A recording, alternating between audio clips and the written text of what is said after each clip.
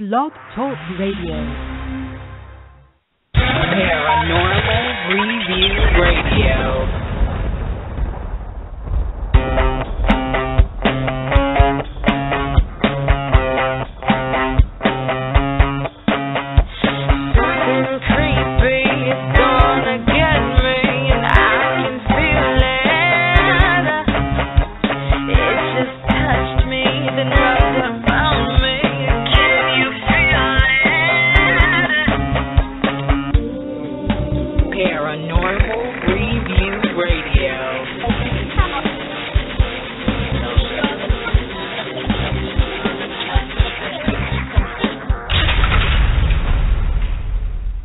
Hello and welcome everyone. It is Friday night and you're listening to Paranormal Review Radio, the only radio show without commercials and with more great paranormal talk. Thank you for joining us tonight. I'm Anthony Agati in New York. And I'm Lucy Liebfried in Chicago. Put the kids in bed and get comfy because you're about to have a Paranormal Friday night. Welcome friends, family, fellow investigators, and those who are new to the field. Do you have a question to ask or a story tonight? Well, don't worry. Tonight is your night. You have two ways to be heard. Call into the show and be on the air live by dialing 661-244-9831. Press the number 1 to get your call into the queue, or you can type in your questions in the chat room. Anthony and I will refer to them during the show. And if you're listening on the archives or on YouTube, well, then you need to make sure that you get here on Friday nights live. Now, when you're not listening to us, you can check out our Facebook page and our YouTube channel for some cool articles, videos, show highlights, and promotions. And if that's not enough, you can always drop us a line at paranormal.review@aol.com. Okay, kids, it's time for Paranormal Review Radio. Well, today is Black Friday. Do you know why they call it Black Friday? Yes, I read this today. You did? Yes. Okay, what does it mean? What does it mean? The thing that I read said that it actually has to do with slavery. No, that's the day. No? That's a joke. Okay. All right. That's a joke running around social media right now. Well, then it's the one day that the stores actually move from the red into the black, and they're not in the red. They're in the black. Right? See, that's why you should never listen to everything that you read on Facebook or Twitter. I didn't get children. That from Facebook. No, it actually came from the Philadelphia police department back in the 60s. And one of the officers there back in the 60s called it or referred to this day as Black Friday because in previous years there were consistent accidents, homicides, thefts, everything that went on that you can think of went on this day because everybody was off from work and they were out trying to shop and get their shopping done before the holidays. This is the only long period of time that many workers, major blue-collar workers, had time off that they can go out, buy the things that they needed to, and go back to work the next week and work until Christmas, basically. So they called it Black Friday because it was such a negative connotation. It's always like, everything that the society or in general creates a negative connotation. They call it a black something.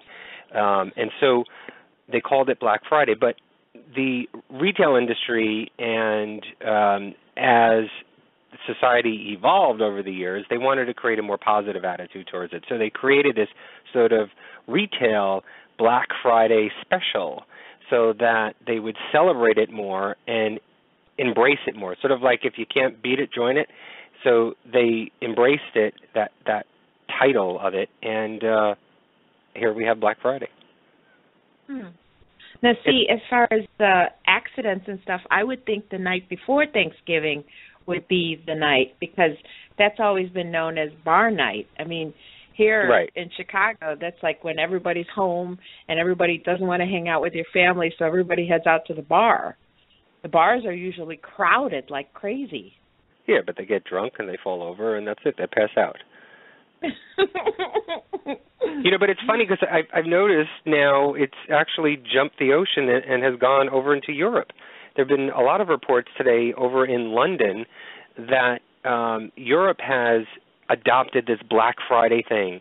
And there were images that I saw from London and Manchester, England, all over the place where people are just jumping all over each other for a 42-inch television. I mean, it's ridiculous.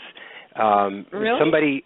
Somebody actually showed me a picture today where they equated the Day of the Dead image from the 1970s, where their zombies are all banging on the glass doors, to the folks who are waiting in the retail shops banging on the glass doors. I mean, it's hysterical. But I get it. I understand it. I would never step foot, and I have not stepped foot shopping, doing anything like that on Black Friday or on the night of Thanksgiving. To me, I think it's ridiculous. But I get it. People, it's the only time of the year that they can, or they want to try and grab the great sales. But I don't know. I would never. I've done it. I could never. I've done it. I've done both Thanksgiving and the day after. Come on, 50% off? Give me a break. Please, nowadays, these sales go on forever. And now in the technology era, we've got sales that are online. I do everything online. It's the best thing. I could be in my pajamas.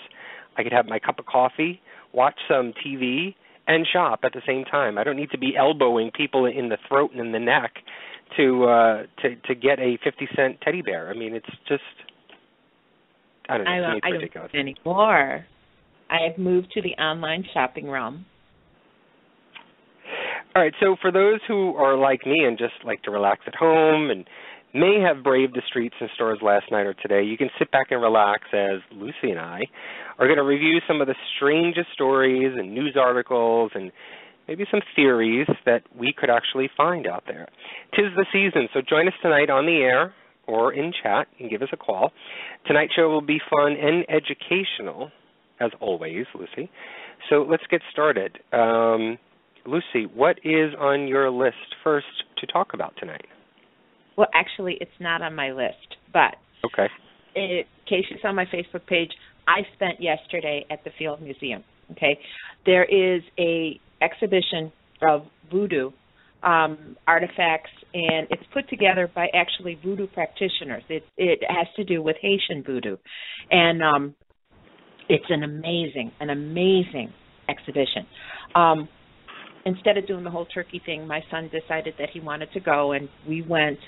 And this gathering of artifacts and stuff is just truly amazing. When you look at some of the actual things that they've used, I mean, I posted all the pictures. There's pictures of, there's a lot of skulls that are involved in voodoo. The first thing is that the practitioners, they kind of give you like a running dialogue of what it is to them. And a lot of the things that we think that voodoo is, it's not. It truly isn't. Of course, they touch on, where it comes from. It comes from Africa. When people were brought here as slaves, they brought their religion, but they weren't able to really practice it because their masters or the people that were oppressing them didn't want them to practice. So a lot of this stuff all went underground. And when they got here, they kind of like adopted a lot of the indigenous ways, and they also hid behind Catholic saints. So you have a lot of voodoo loa, the spirits, and they have like a saint that represents them. A lot of it is just truly amazing. And the whole sense that you get, you start to understand that it's not something evil and it's not what you see in the movies, that it truly is a religion. I mean, to me, it's just absolutely beautiful. One of the main things that I found out from this exhibition was, excuse me, voodoo dolls. Voodoo dolls aren't meant to harm people.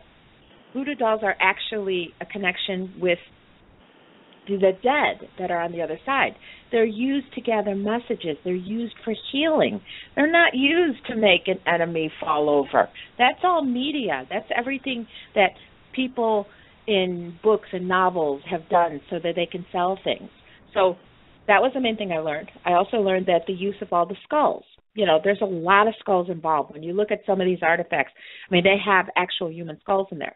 Skulls are a connection to the ancestors. And ancestors, by having the skull there, they protect the living. So a lot of this is, it's really, truly, it's got a very good beginning to it. Now, don't get me wrong, there are people that try to use it for negative and things like that. There are some things that, like a voodoo practitioner, a priestess, or a priest, or a witch, supposedly they can fly. And what's really funny, again, we you know, it seems like whenever we talk about a subject, something else happens that is connected to it. Well, at work, I do a lot of training for new people that come in. And I just happened to train a gentleman who is from Nigeria, okay? And I asked him, and I got his permission. His name is Urantia Uche, and he is a member of the, I'm going to mispronounce it, the Legbo tribe. And he was giving me a lot of background on what actually happens in Africa and what they believe. He himself is Christian, but his family, his father, his grandfather, they all believe in this. And he was telling me some stories about things. And there was one story in particular that he told me about a bird that flew into an electrical wire. But when it fell to the ground, it was a woman, and she was all burned, you know, like she was. And I'm like, wow, that's really amazing. You know, it could be a legend. Well, I happened to find the actual story on BBC. And the story is there. There's video circulating in Nigeria and Ghana of a woman laying on the ground. She's covered in blood. Her skin is burnt and peeling as a result of hitting the wires. She was surrounded by a crowd taking pictures and videos of her on a street and trying to figure out how she got there. She said that she was a witch and that she was flying home and happened to get hit by she flew into the electrical wire. Now, whether or not this is true, I don't know, but there was enough people looking at it, and it was covered by BBC. I mean, this like totally freaked me out. That's one of the things that voodoo practitioners say, that they can fly, they can change shape, and that they can become a bird and transport. And she said she was coming home from a meeting. So I found that absolutely amazing. And the fact is, he says, Mr. Uche says that he definitely would never, ever, ever touch voodoo, never go near it, because he says that people in Nigeria, they absolutely believe that this works, which kind of goes back to the fact that what I've read in other research and stuff like that, it can't harm you until you totally believe in it. And if you believe in it, then it can harm you. Now, whether or not that's the psychological factor, thinking that, okay, I know someone can put a curse on me, it's going to happen, you convince yourself. But there's enough people in Africa that believe that this is real.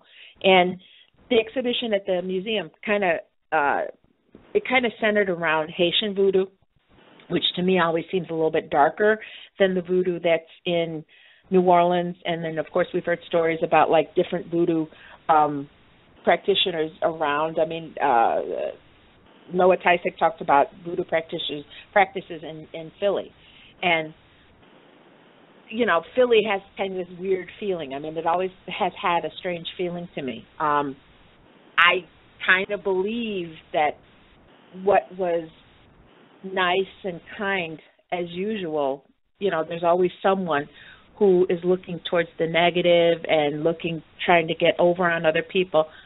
I think it's a possibility that, they can take whatever they believe and try to use it for no good.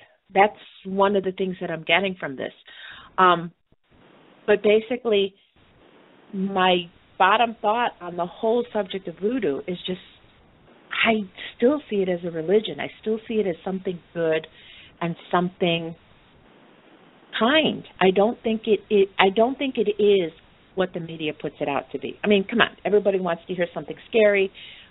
Hollywood wants to sell a scary story. Of course, they're going to take the story of zombies and turn it into The Walking Dead. I'm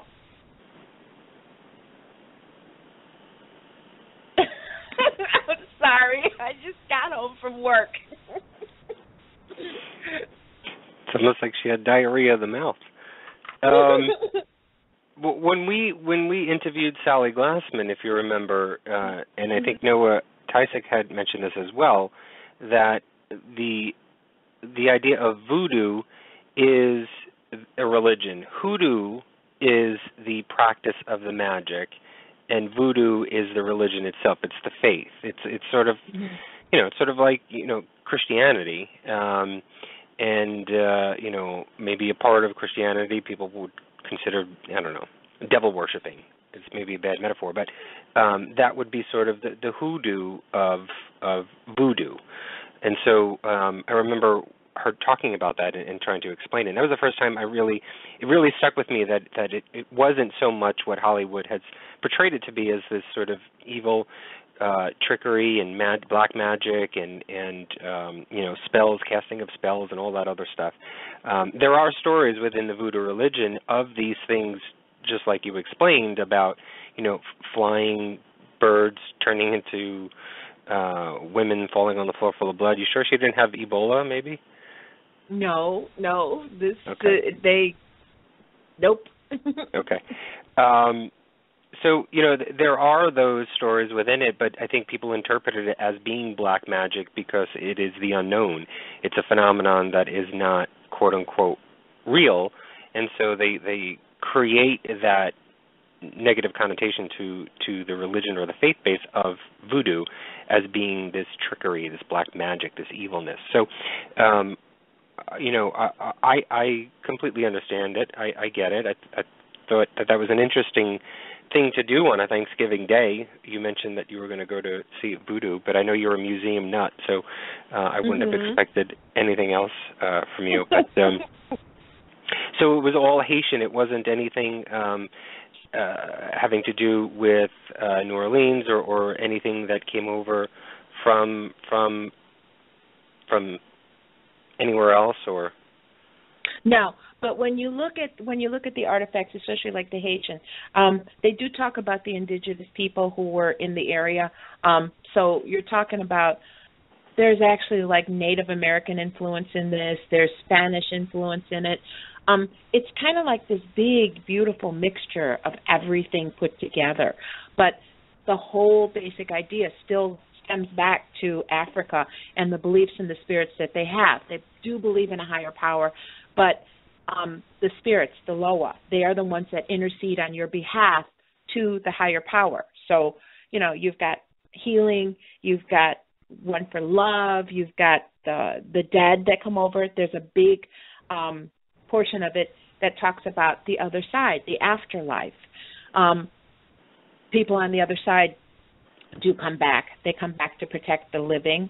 There's also the idea of, and I think Sally and Noah, again, had talked about this, about the ritual of marrying a Loa, of marrying a spirit, and they become your sort of what Christianity would consider to be a guardian angel, or someone of that faith-based religion would consider it. That's what within voodoo is. You're marrying the spirit, this Loa, that is supposed to then, and the reason you don't just marry anyone, you marry the Loa that will benefit you positively. What you're lacking in, you search out and seek out that Loa.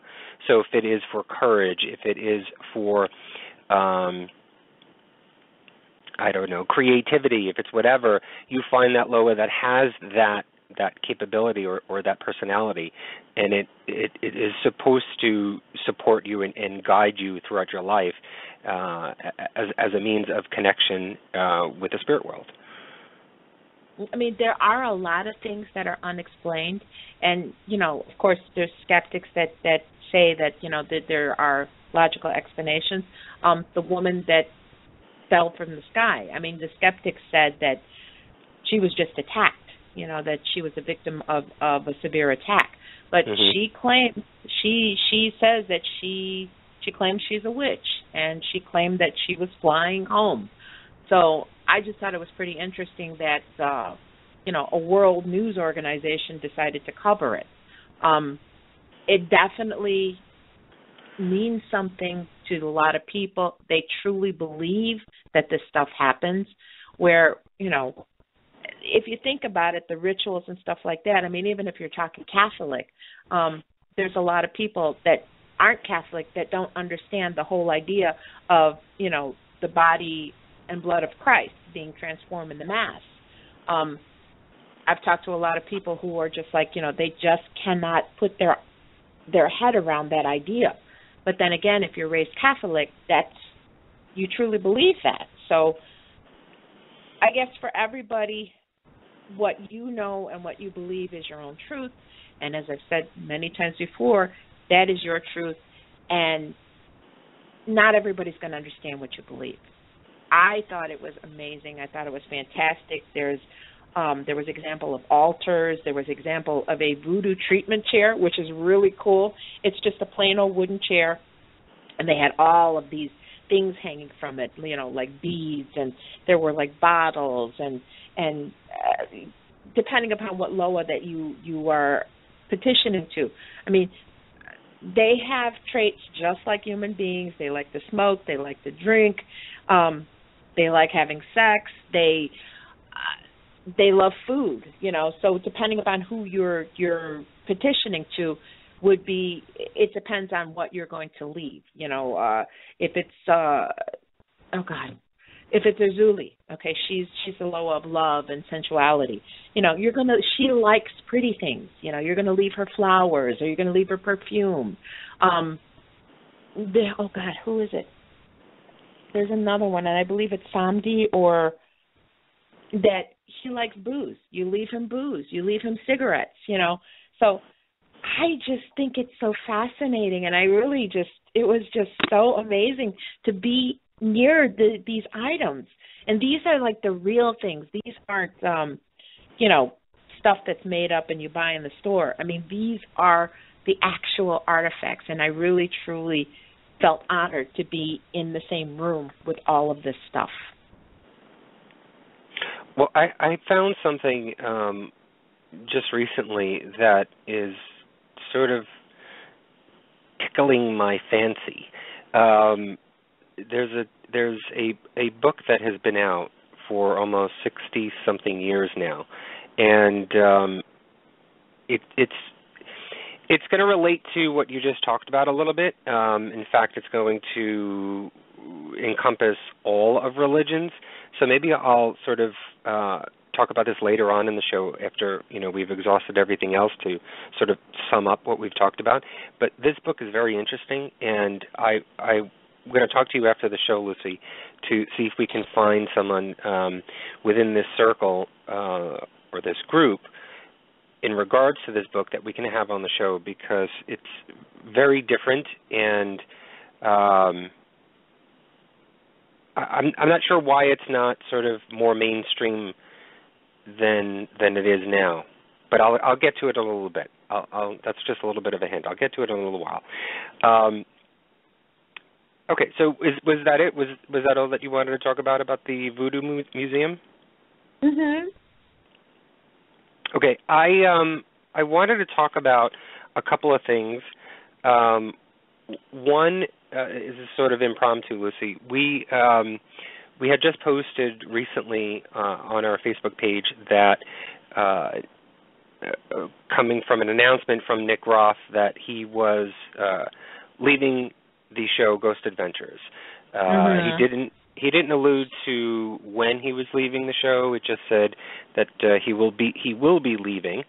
I'm assuming that means to me that this will be his last season of the show, and he is not filming any new ones if there is going to be another season of Ghost Adventures.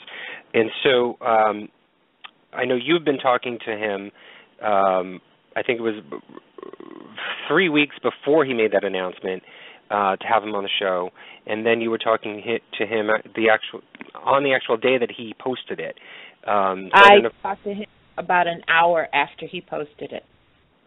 So I don't know if you wanted just to mention, we're trying to get him on the air to have him as a guest on the show, and originally we were supposed to have him on in December, but he held off on us, I'm assuming because he wanted to make maybe this announcement, I don't know. And so you had talked to him the day that he posted that he will be leaving Ghost Adventures, and now it's sort of up in the air for January, hopefully, that we'll have him on the show. But was there anything that he mentioned to you or that he talked about? I don't know if it was anything expansive to why he was leaving, or was there anything that was discussed on that? No, the main thing, the first time I talked to him before the announcement, he had kind of alluded to the fact that he couldn't do any media for the next couple months, and didn't really say much more. I kind of left it at that. And then the day that he did post it, of course, I messaged him right away, talked to him. He said that he's got things coming. And, again, he didn't allude to it. I don't know if it's contractual. I don't know what exactly it is. It's the tourist. He's got the Bobby Mackey's tour thing that he's doing now. He's got a couple things that he announced right afterwards. One of them is called Nick Groff Tours. And basically the whole idea about it is that he wants to go back to certain places that he has investigated with Ghost Adventures, and Bobby Mackey's is one of the first places that he mentioned. Now, if you follow Ghost Adventures, you know that, the three of them had said no, they never wanted to go back there. Nick said that his wife had asked him not to go back. But apparently his wife has given him the blessing, and Nick wants to go back to these locations. And this is a quote. He said, with people that want to be there. So no elaboration on that. Just kind of take it as it is. I took it as it's very possible that Nick wants to go back, but maybe the other guys didn't want to go back. So he's been posting it. He's got a Facebook page now. It's called Nick Groff Tours. The first location that he's mentioned that he wants to go back with fans and investigate it is Bobby Mackey's. And I'm assuming that there's going to be others. He did post that he wants people to give him ideas where you would like to go investigate with him. I think it's a great thing. Personally, from investigating with him, he's serious about it. It's not so much the drama. Well, so is Aaron. Aaron is serious as well. We've been with all three of them, yes. And I can say Aaron and Nick are. I will refrain from commenting about Zach, and I don't care if I get hate mail. But Aaron and Nick are more serious, or as serious as they are portrayed in television. I'll just leave it at that. Mm-hmm. Mm-hmm. So, but that's what's coming up. So where the show's going, he hasn't mentioned anything. I'm assuming that Travel Channel, Travel Channel did announce, I believe yesterday or the day before, that Ghost Adventures was going to continue. You know what? You kind of see that it was going because all of a sudden, this past season, they've been involving their techs more. They've been involving other guest investigators. So I don't know. Maybe this was something coming. Maybe they've been kind of working towards it. I don't know. All I know is I'm very excited about what Nick's got planned. I think it's going to be great. It would be interesting to hear what the other two have to say about it. Well, I don't want to speculate. There could be a bunch of different reasons why he's leaving, and hopefully we'll have him on in January and we'll ask him. Simple as that. And so I don't think there's anything, malicious or anything conniving between, the guys. I know that they've had a great friendship over the years and a great rapport. I could be completely surprised if it was the opposite of that, and there may have been something that happened, but I'm not going to speculate and I'm not going to spread rumors. So we'll just leave it at that, and hopefully we'll have news for you guys and let you know when we'll have him on the show. Hopefully it'll be in January, maybe early mid-January, as soon as we can confirm a date with him. But the other story that I have found interesting, and it sort of relates to Ghost of Vengeance because they've been at this location, is the Villisca Axe Murder House.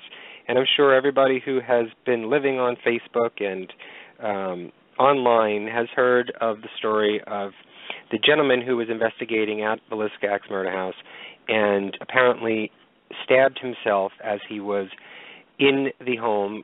Specifically, he was on the second floor in one of the bedrooms up there and stabbed himself. Now, rumors and speculation had run rampant throughout social media,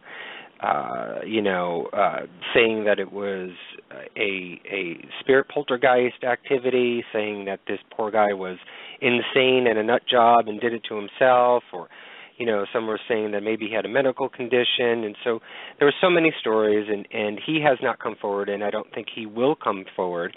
But there's an article that I found on Vice, V as in Victor, ICE.com. It has a good article about the story, and this article came out on November 18th. They wrote about it. And so if you are not familiar with the story, on November 7th, there was a group of investigators that went to the Villisca Axe Murder House to do an investigation overnight.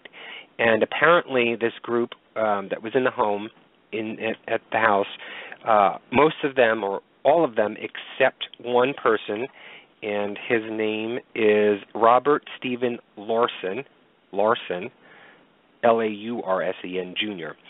He's about 37 years old. So all of the rest of his group had went outside of the home, I guess, for a break moment, and he was the only one that was left inside the house. And apparently an incident occurred. He stabbed himself with what? I don't know, because you should not be bringing any weapons inside. I don't know if it was a knife, if it was scissors. I have no clue what it was, and there's no article that I found online that alludes to what it was that he stabbed himself with, unless you guys out there know. But the story goes that he stabbed himself, called out to his group. His group came back into the home, called 911. Now, Lucy and I have been to the Villisca Axe Murder House. We've been to that town in Villisca, and we have been told by many people, including the owners of the home, that there are no police stations in Villisca. There's no police station there at all. That's how small this town is, very small. So if there was anything that happened within Villisca, they'd have to call a precinct that was one town over. So nobody can be there in 5 minutes. So I'm not sure how long it took them, but Montgomery County Sheriff Police Department were the ones that visited the home and called the ambulance, and apparently he was then helicoptered to Creighton University Medical Center in Omaha, Nebraska, which we've stayed in when we went to Villisca, and that's about an hour and a half drive away. So obviously there's no really great hospital in and around the area. It's not a great place to be living in, if you ask me. But the article goes into, obviously they're going to talk about the history of the Villisca Axe Murder House and all of that stuff, and Lynn, who's the owner of the home, very lovely woman, and Johnny Hauser, who we know, who is sort of the caretaker, tour guide, devoted historian to the home. They have given their deepest sympathies to this gentleman and to the incident itself. And Lynn has said that, even though this is publicity, this is not the greatest publicity that she can get for the home. This is not what happens every day. She loves when people come into the home and investigate and have great experiences, whether they're good or bad, but experiences nonetheless. And she's hoping that this story doesn't give a bad connotation to it. Now, we've talked many times on the air about Villisca Axe Murder House and how people have always talked about how negative the place is. And you and I have had an argument, Lucy, about this, and how you've said, it's not negative at all. It's a beautiful place. The spirits are there, are friendly. And I've always said to you, never judge a book by the first day you read it. Don't always judge the place that you go into the first time. And so, because who knows, maybe negative spirits weren't there when we were there. Who knows? But anyway, I don't have an opinion on this. And the reason why I don't have an opinion on this story is because I don't have all the facts. I don't have anything from the victim. I don't have anything from the sheriff's department saying anything of how it was done, what he stabbed himself with, why he was in there alone to begin with, because you should never do that. You should always have a partner if you're doing anything within the paranormal investigative nature. Just as a lookout, just as a buddy, just as somebody to have with you. You should always have someone else with you at all times. But I don't have an opinion about this, and I even posted this on our page a while ago when it first happened, around November 7th or November 8th, that either this could have been something paranormal or this could have been something sort of a mental disability that this person had. And I can't judge either way if either is true or false. I don't know all the facts of the case, obviously. So there's the skeptical eye in me and the skeptical mind that I don't know, and I don't want to allude to anything. But a lot of people, especially on social media, have been bashing this guy. And he has said that, Larson is recovering from his injuries, but he will not comment any further out of respect for the family. So I'm assuming it's for his family. He doesn't want to speak up. Maybe later on down the line he will talk about this and maybe publish something on a blog or wherever, or maybe his fellow group members may talk about it. I'm not sure, but it's interesting to hear a story like this and everybody just go and attack him. And I think it sort of opens up the door to when we had Michelle on, and forgive me, and I forgot her last name, from the A&E show. Michelle Marie Keller now. She was Michelle McGlone when she was on the show. Right, and how when she was on the A&E show, I think it was American Haunting, I think it was the name of it, how when we talked to her, she had said that with all of the poltergeist activity and negative activity that was happening in her home, she was sort of pretty much banished by her neighbors in her town because of what she had come out with and talked about and sort of looked down upon. So I can only imagine if this guy were to come out and talk about it, how many feet would be trampled on his head once he got up to the mic and started to talk. So I don't have an opinion. I don't know if it's paranormal or not. I in all the years, and Lynn, who's the owner of the home, has said this, in all the years, nothing like this has ever happened, and I've never heard of this happening anywhere else in any other haunted location. So I don't know. I'm leaning towards maybe there was a consumption within this gentleman. And I'm not talking about a possession or an exorcism or something. But when you are in the moment in paranormal investigating, and I have succumbed to that moment as well sometimes, the energies that are in the place consume you. You sort of almost as if it's an OBE, it's an out-of-body experience. You leave yourself, and maybe this was happening to this guy. Maybe he was in a moment where he was feeling the emotions of the home. He was feeling the energies that were going on there. I don't know what happened beforehand and what they were practicing and what they were doing. And so maybe that was it. Maybe there was something there that just took over him, and within himself, within his own consciousness, had negativity within himself and created this incident. I don't want to blame spirits for doing this. I don't know. But I think it's an interesting discussion to talk about. I really would wish he would come out and talk to people so that we can learn from it, so that we can figure out what went on, and hopefully, I don't want to say this, but learn from his mistake so that it doesn't happen to any other paranormal investigator out there. Maybe there was something that they all did that was not proper, that we should, at least be informed of. What do you think, Lucy? I don't have an opinion either, and my whole thing is that I don't want to have an opinion, like you said, until we have more facts.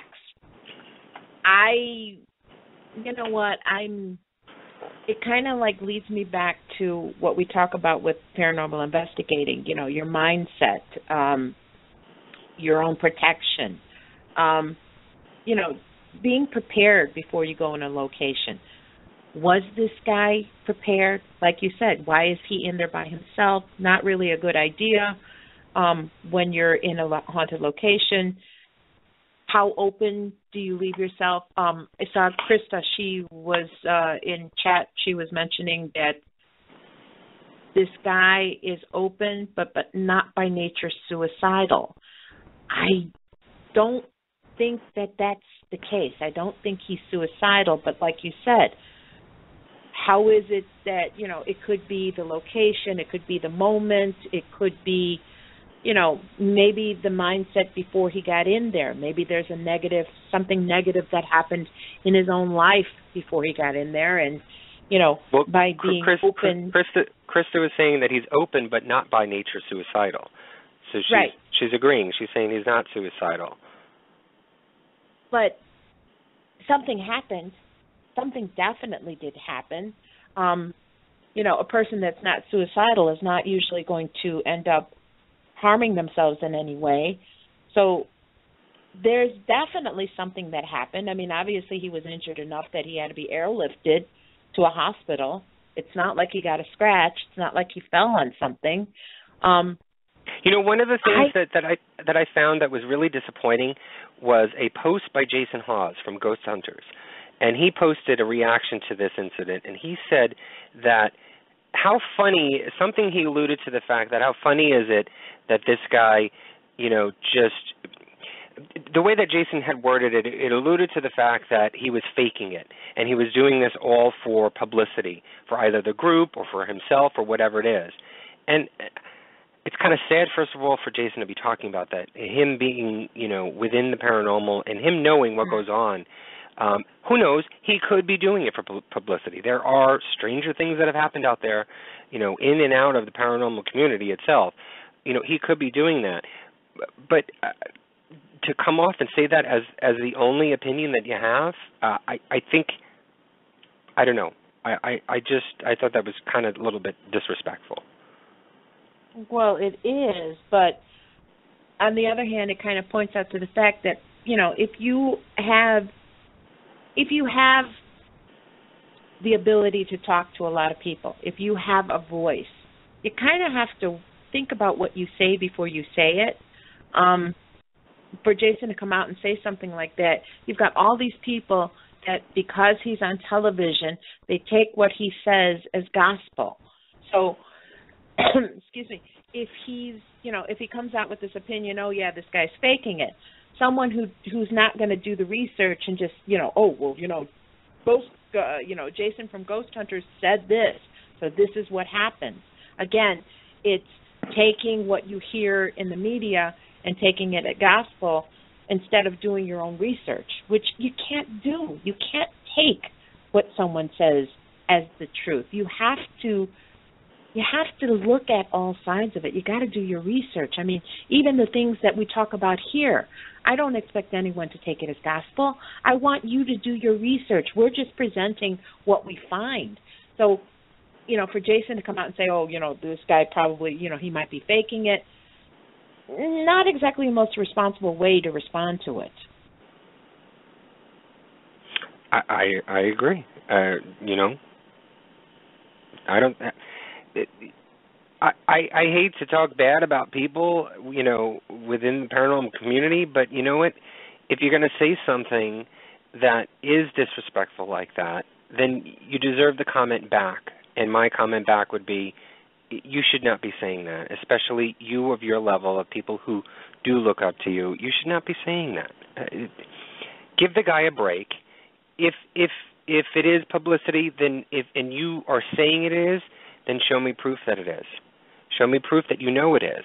If you don't have that proof, then you don't know for sure that it is 100% that he is doing it for publicity. Have that doubt in your mind and express that doubt then. But I believe everything you say.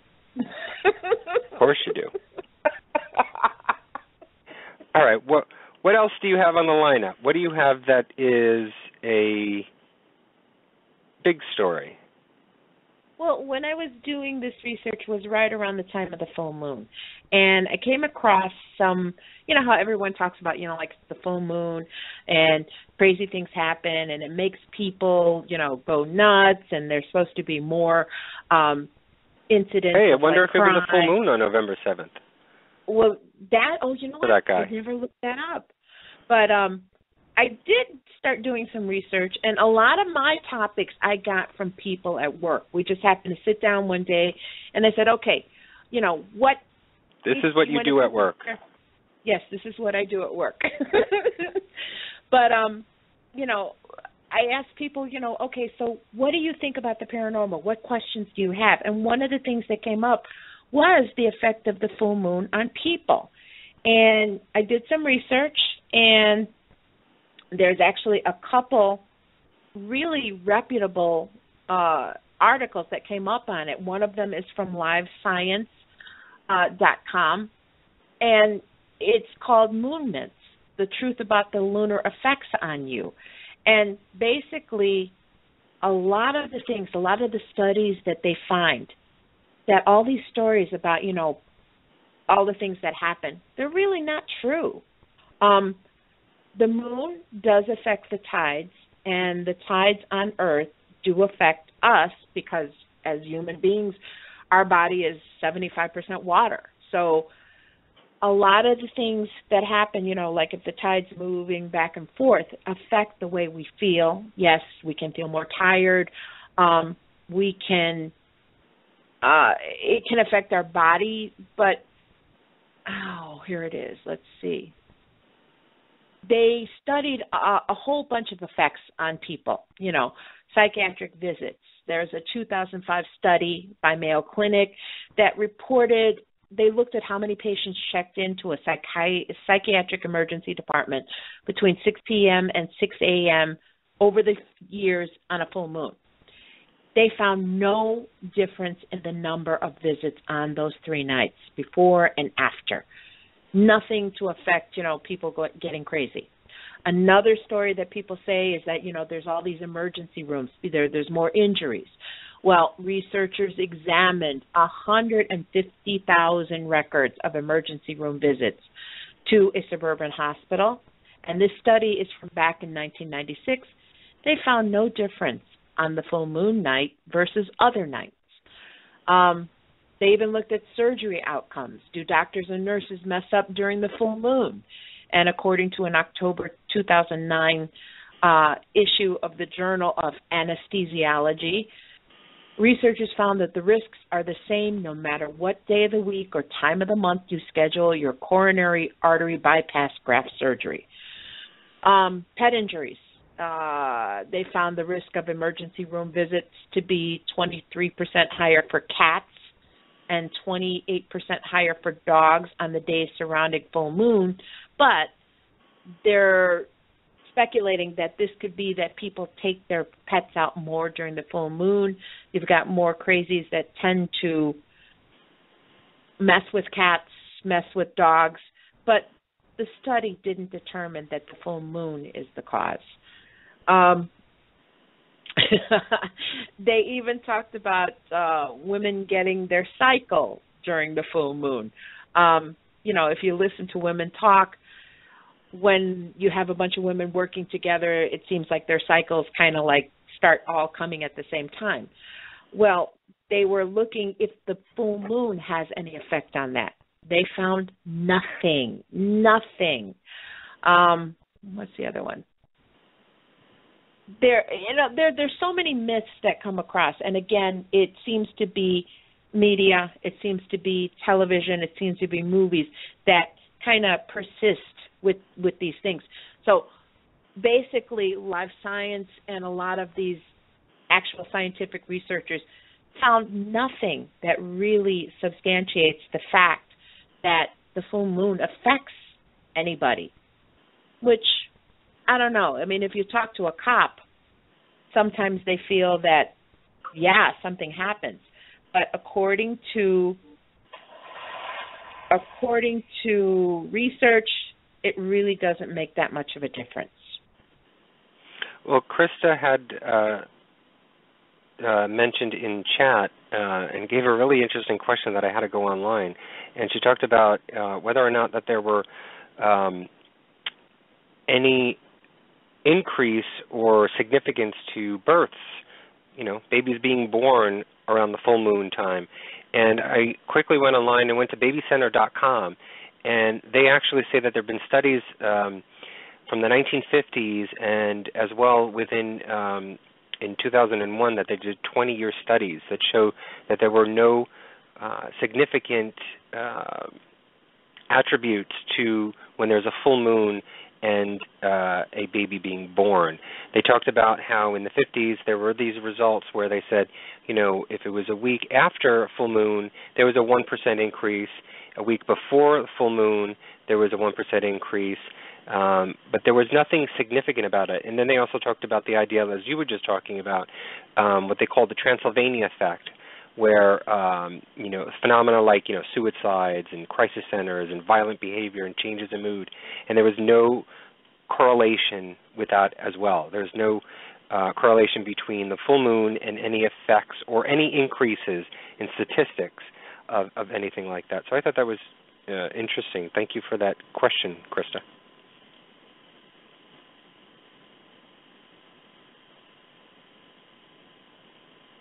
Let's see, what else do we have? Well, that kind of led me on to my next one. Werewolves, are they real? Because of the full moon, and many of the legends and stories about werewolves kind of revolve around the full moon. I mean, if you've watched any movie that talks about werewolves, it's always on the full moon that they change.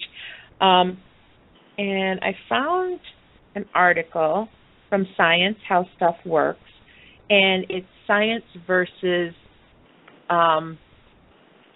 strange creatures, in particular the werewolf. And, they look at where the origin of werewolves come from, and one of the oldest known written works on the planet, the Epic of Gilgamesh, it mentions how Gilgamesh is this warrior. He refuses to become the lover of the goddess Ishtar because of her cruel treatment to her previous suitors. So she turned one man into a shepherd, one man into a wolf, making him the enemy of his friends. There's all these legends and everything that talks about a mortal changing into a wolf.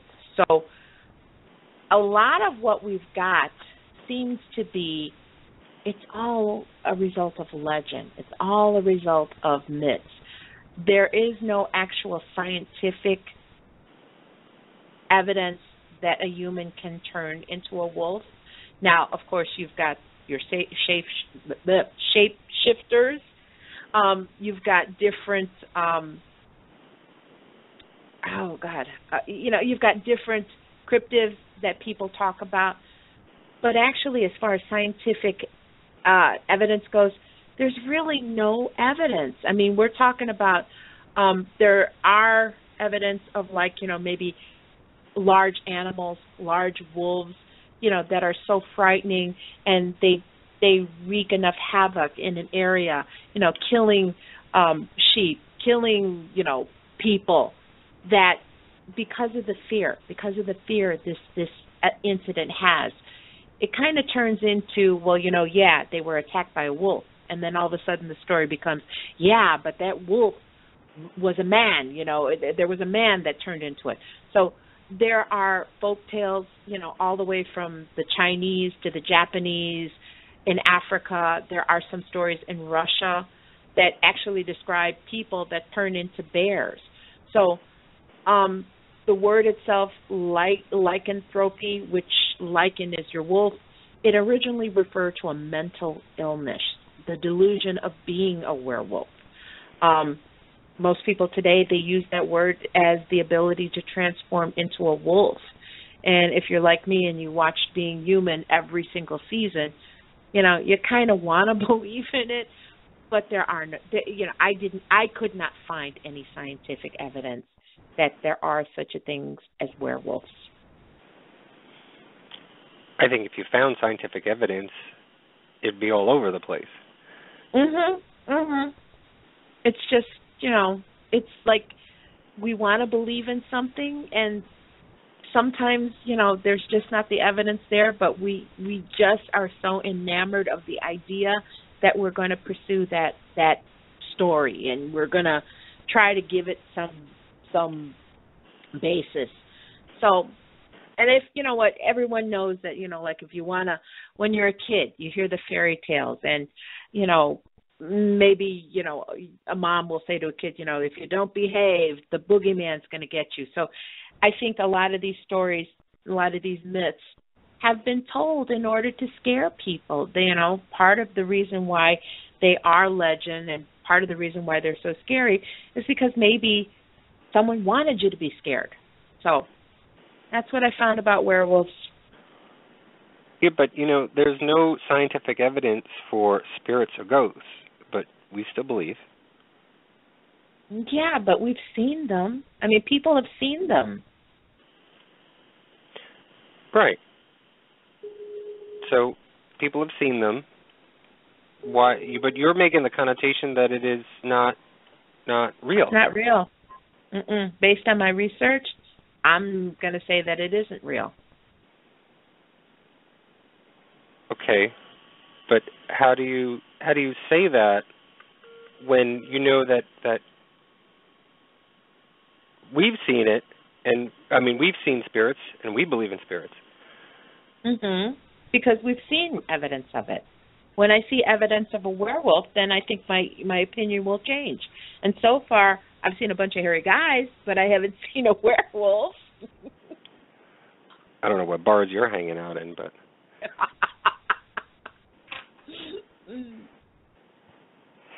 I don't know. I don't know anything about werewolves. So we've never done a show on that. So maybe put that on your list, Luce, to talk about or find someone to talk about werewolves. I mean, it is more Hollywood than anything else. It's you don't see the werewolf hunter on the Travel Channel or on the History Channel or anything like that. You see Bigfoot, but you don't see the werewolf hunter. So it may be an interesting topic to further discuss and maybe even find somebody who was a witness to it. That may be an interesting topic. I'm leaving it open. It's not that I don't believe in it or that I do believe in it. It's a topic that I have no knowledge about, so I can't really give an opinion or give my answer to what it really is all about. I don't know, and werewolves and vampires really don't interest me. I don't know why. See, I'm totally fascinated by vampires. But, I mean, I don't know. That's maybe I've watched Twilight one too many times. Not for me. Okay. I actually printed up an article that was dated November 23rd from the United Kingdom, specifically from telegraph.co.uk. And when I saw this was actually circulating around social media, and I wanted to go to the source and find more information about it. So I pull up the article. It was the only article that I was able to find on it. But it is about a group called Dead Raising Team.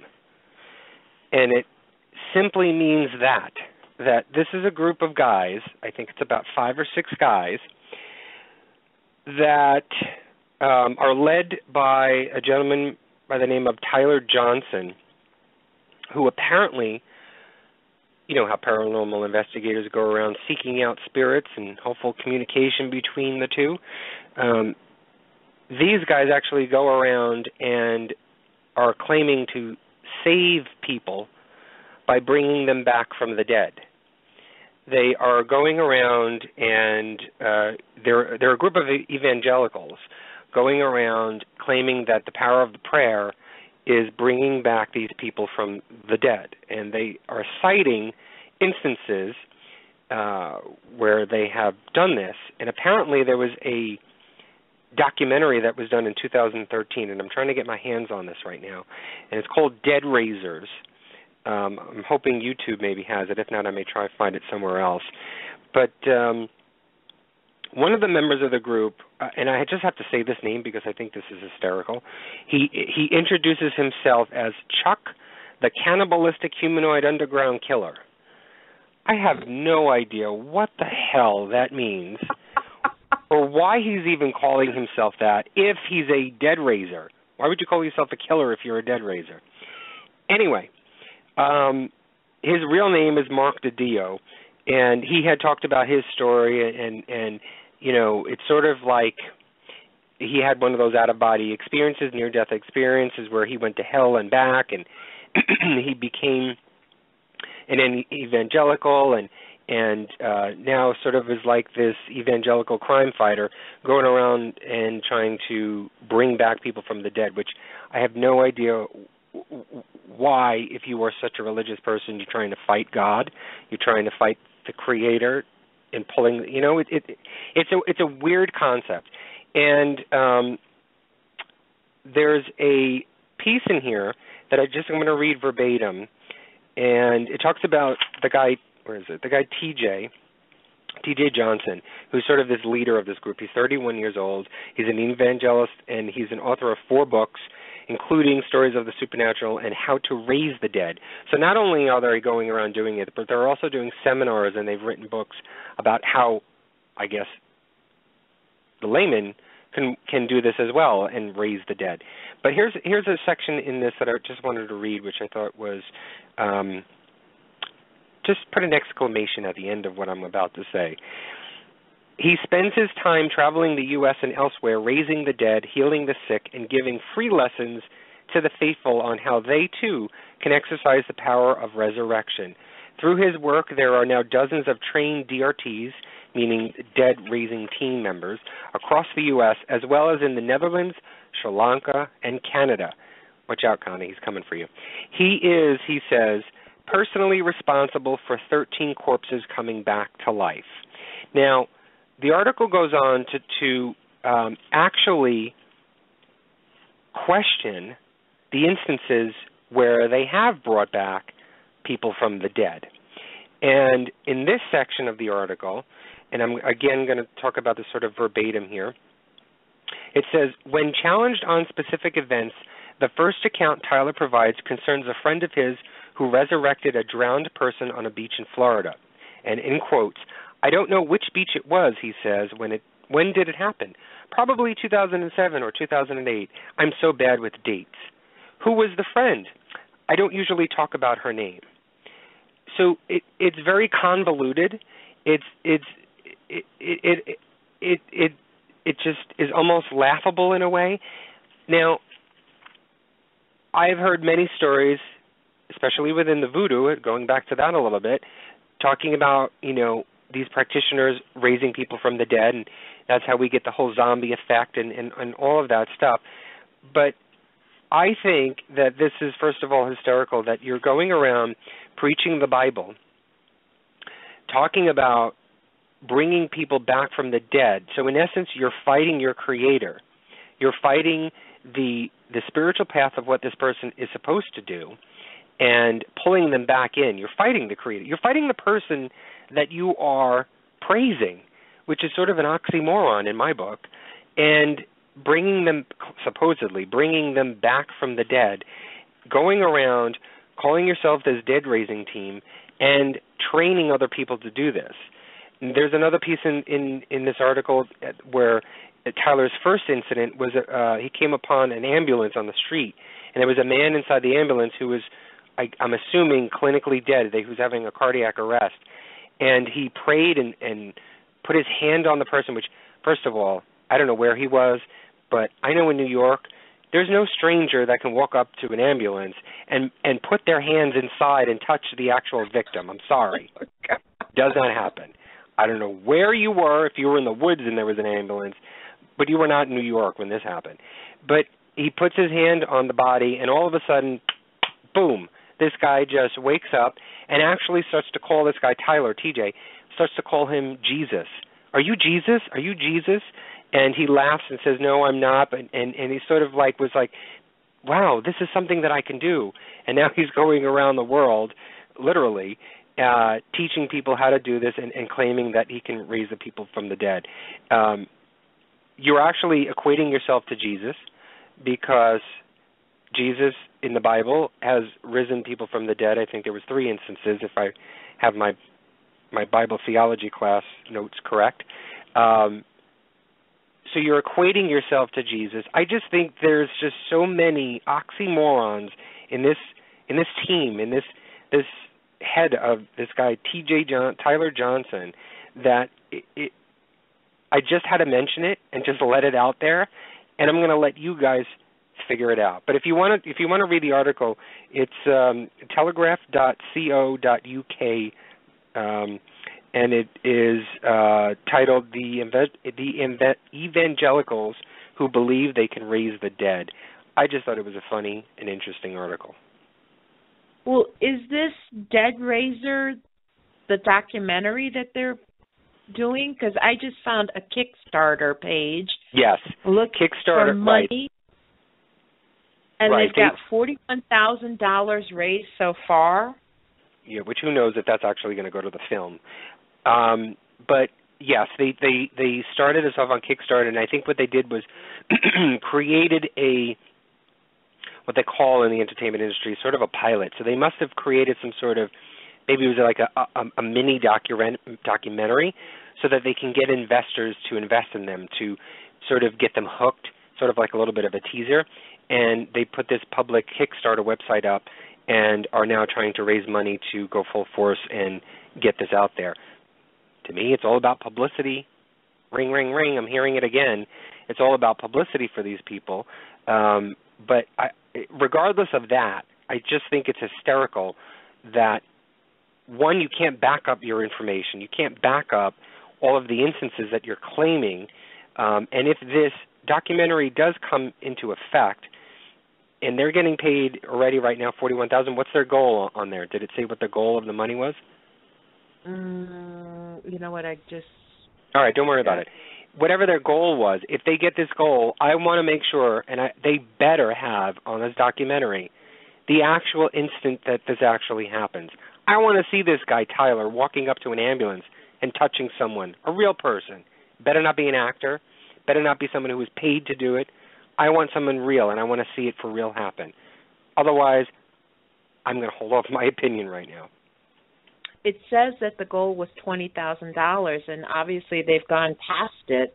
So I want to know, if your goal was only $20,000, what are you going to do with the extra $21,000 you got from Kickstarter? They better find some really good instances. They better put them in there.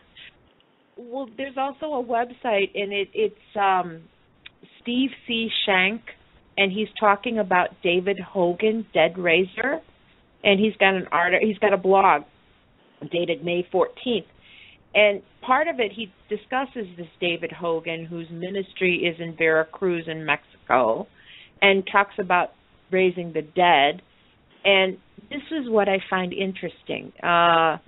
He talks about God's power that would bring a breakthrough, talking about healings, and then all of a sudden people beginning to be raised from the dead.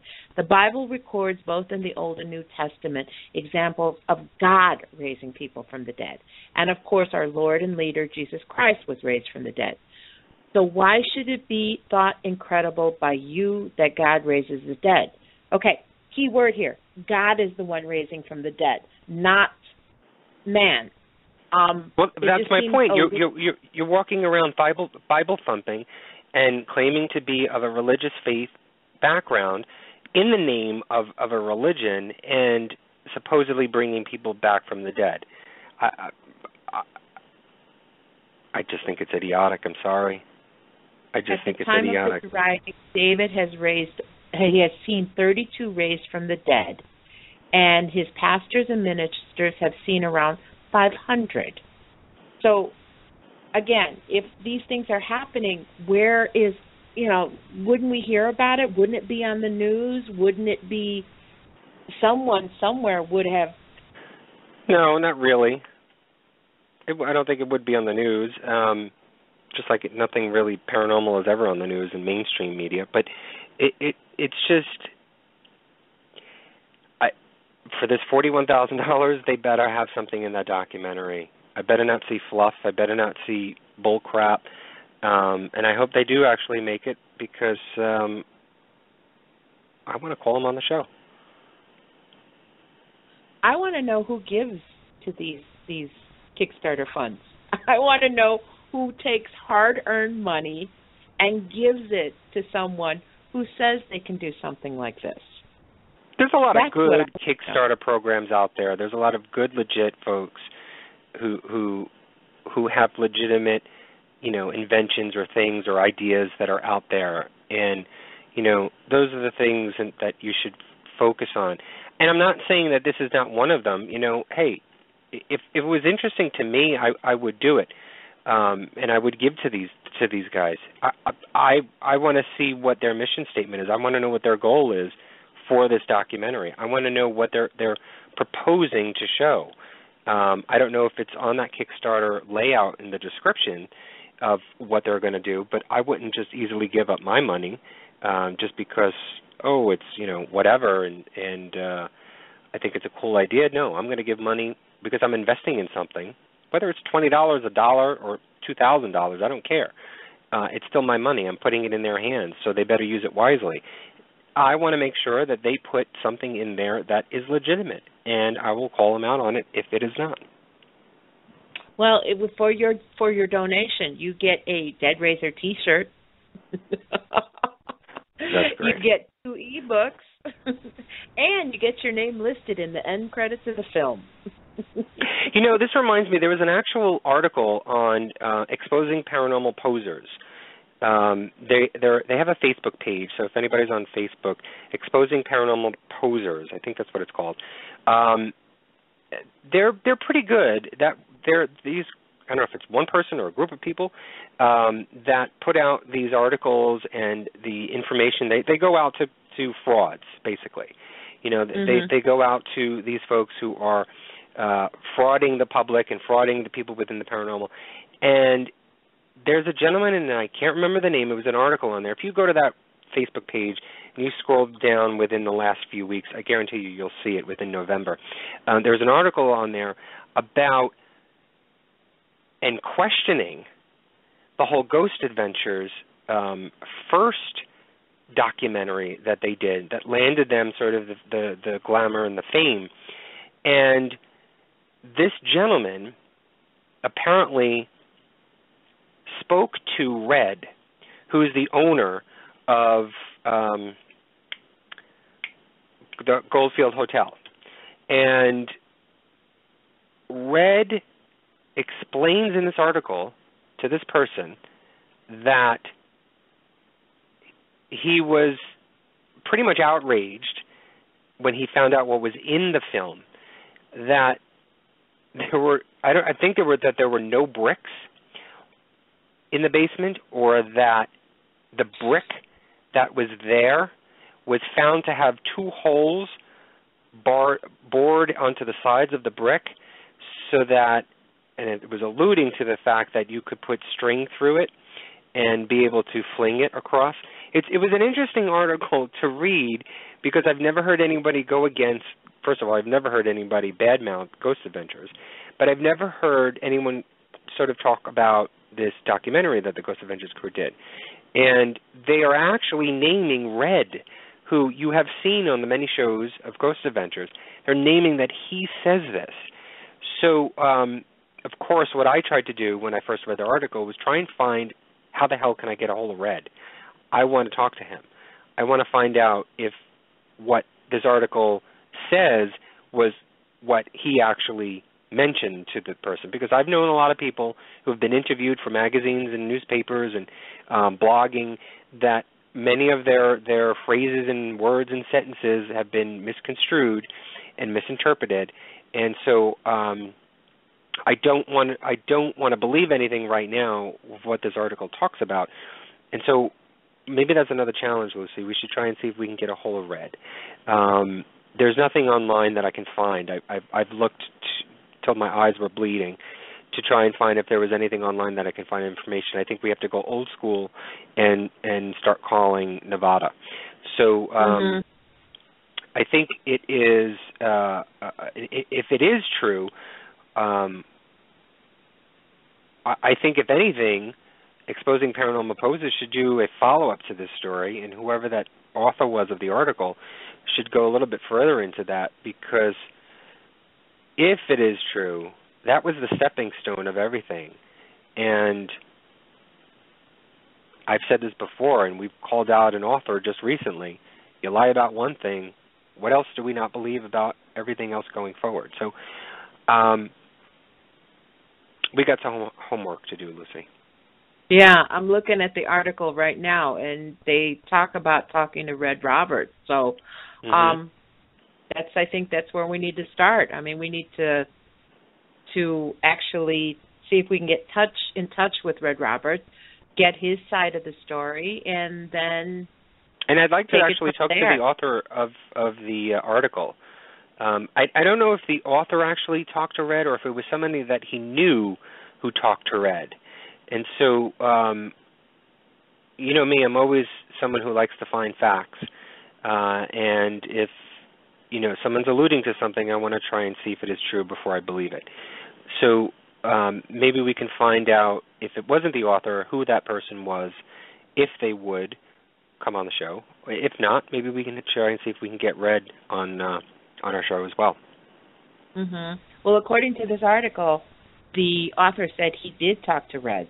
So. Okay. All right. So then it is the author. So maybe we can try and find out from him.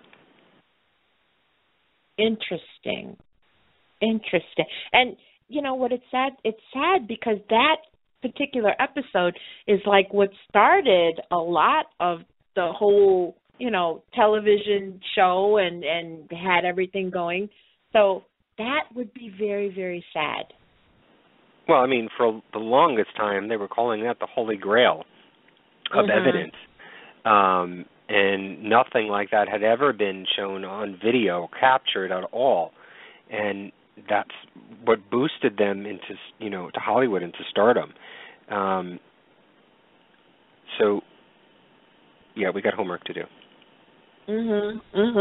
Definitely. That's sad. Oh, my God. All right. Do you have something that you want to talk about? And then the only thing that I have left is that little teaser that I gave earlier on in the show that I wanted to get to that I thought was interesting. But was there anything that you have that's pretty interesting?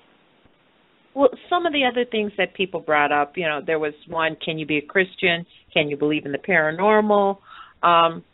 So I did find a article which is called Reclaiming, it's from reclaimingthemind.org, and do you believe in ghosts? It's a primer on the Christian view of the supernatural, which we touched on before. If you're a Christian, you don't believe in the supernatural, you don't believe in ghosts, you believe that everyone just goes directly to wherever they're going to go, whether it be heaven, whether it be hell, whatever you call it. But there seems to be a lot of people out there that, again, there's this fear of the unknown, so they don't know what the paranormal is, so they immediately classify it as bad and as evil. But as I just found the article kind of interesting because it really expands on the, ghosts don't exist, and if you do come across a ghost, it's evil. And it just struck me as, how can you be so closed-minded to things that you don't understand? There are so many things that there are no explanations, and because it doesn't fit into your doctrine and it doesn't fit into your particular beliefs, you discount it. And that just seems like a very small-minded and very closed way to think. So that was just something. I mean, I don't want to go into the whole article and rehash all of the ideas, but I just wanted to get people's opinions of it. I mean, I know we've talked about it before, but is there really a hindrance? If you are truly a Christian, do you believe in the paranormal? Can you believe in the paranormal? I mean, we all agree that there are things that we don't understand. So if you don't have a logical explanation of it, even science, because there's no theory, because there's no data that supports it, if there isn't that, then it doesn't exist. And I can't accept that. I can't put my arms around it. Excuse me.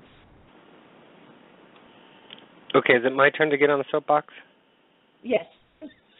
Okay. Here's my deal. Okay, and right. This is my opinion at this moment in time right now. I have said this before. I am sort of like in limbo with this whole religion thing.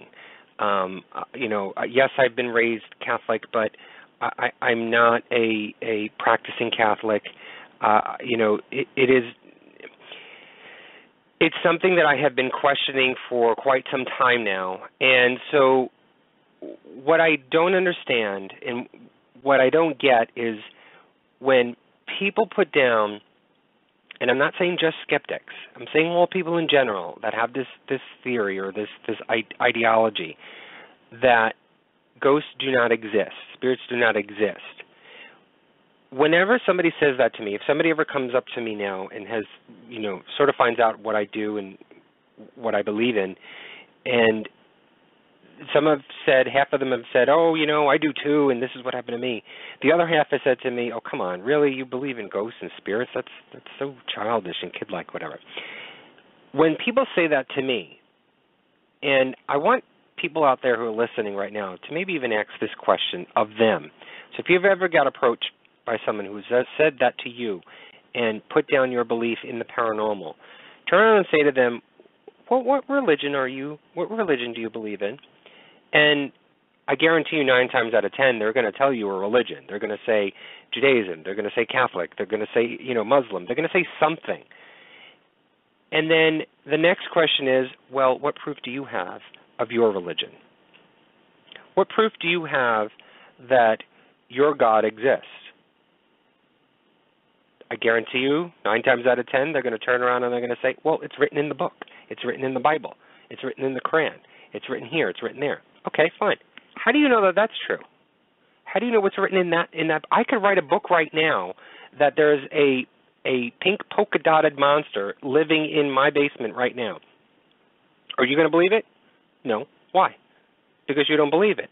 But it's written in the book.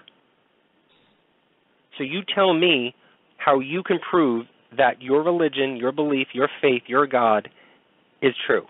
There's no scientific evidence to back it up. There's nothing to correlate within history that backs anything up other than oral stories, other than things that have been verbally passed down from generation to generation. Now, stories of religion go back thousands of years. and there has been an evolution within the religions. We can go back 6,000 years where before the so-called Christianity and Catholicism started, there are stories that are similar to those within the Catholic religion. And so that's what I pose, and that's what I don't understand when people who are in this field, who say that they are Catholic or of some sort of religion and are paranormal investigators. I don't see how you can be, number one, because if you believe in your faith, if you are not even so much a devout whatever, if you believe in your faith does not state the experiences that you are experiencing right now. Your book tells you that probably, again, 9 times out of 10, the total opposite of what you're experiencing. So you've created an internal conflict within yourself. And if you're not going to question either side, if you're not going to question your religion, or if you're not going to question your paranormal experience, then what kind of person are you?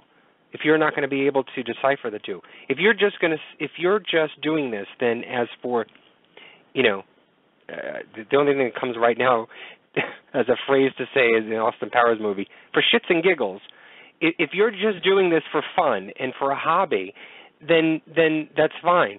But don't portray your religion on the paranormal. So I'm going on two sides of this right now. I'm talking about people who condemn the paranormal, but then I'm also talking about the people who are within the paranormal, who have a religion, who state that they see these spirits and they're talking to them and whatever, and still have that religion and go to church and do whatever they do.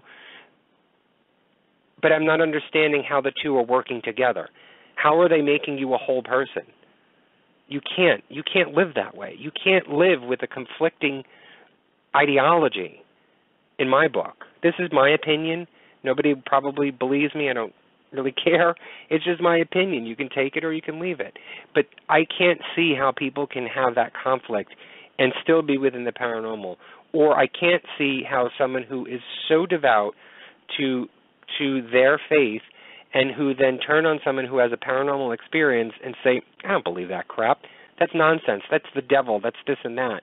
Well, what proof do you have that your religion is real? What proof do you have that it is true, other than being in the book? And I guarantee you there's nothing else that can come up from them. There's no other answer that they can give you. Well, again, going back, and I don't want to go on the religious tangent, but, they talk about how, the Bible says this or whatever book that you believe in. But again, in my mind, and my opinion is that book has been written by man.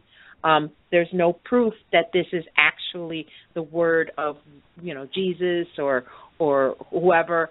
And they always go back to, the Bible teaches this, and demonic activity does present a plausible and biblical explanation for paranormal activity. Everything goes back to the demons, and it goes back to the devil, because it's something you don't understand. Then all of a sudden, it must be evil. It must be a demon, and that's the part that gets me. I mean, it's religion. I mean, okay, so people who believe in Scientology believe that we come from spaceships and we've got like this inner alien in us, but to them, that's their religion. So who's to say that your faith, that whatever you believe in, is the end all? Again, it's the small mind. It's not being able to accept what you don't know. And that's what the paranormal is. The paranormal is things we don't know, that we don't have an explanation for. So it just kind of bothers me that there are people that just seem to want to discount everything that they don't understand as something wrong, something evil. It is something. I mean, there's enough experiences. There are enough documented experiences of things that we can't explain. Is it evil? I don't know. I don't have that answer yet, but I'm not going to sit here and say because I've read it in the Bible that it is definitely evil, because I'm not convinced that the Bible is truly what it is supposed to be. I think there's been so many edits and so many changes to it through the thousands of years that how do I know that that book is real? How do I know what is being presented to me in the pulpit every week is the truth?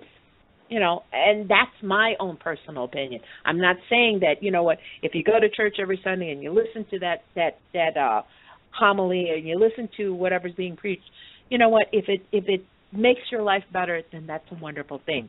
But for me personally, I have questions because of the things that I've experienced, because of the things that I feel.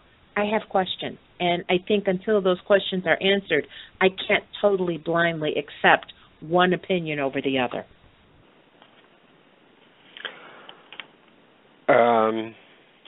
Now that I've calmed down a little bit, I can sort of.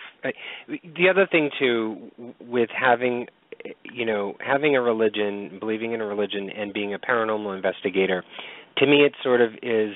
This is sort of in a simpler form. It's sort of you're clouding your mind, and you're sort of creating a bias when you are doing your investigating. There are many times where I've heard, whenever they've seen anything negative, people connotate and say that it's the devil, it is evil, it is whatever, and they're referring to that because they are going back to their belief, their faith, their Bible, their Quran, or whatever, it could be the jinn or whatever it is. They're going back to that and they're referring to it. And so you're not creating the open mind that you really truly need within this field in order to be able to find the truth or to be able to communicate fully.